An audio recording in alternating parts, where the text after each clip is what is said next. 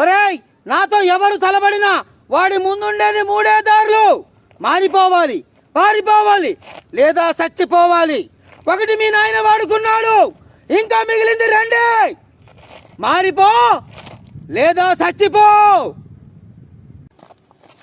పరాయి దేశం వచ్చిన పగతో వెతుక్కుంటూ వచ్చారంటే మిమ్మల్ని మామూలుగా నరకూడదు. రండి రా నా కొడుకల్లారా, రండి.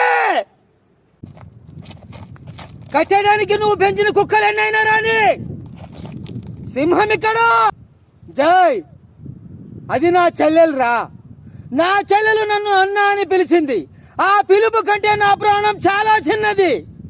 అరే జై, నా చెల్లెలు జాగ్రత్త.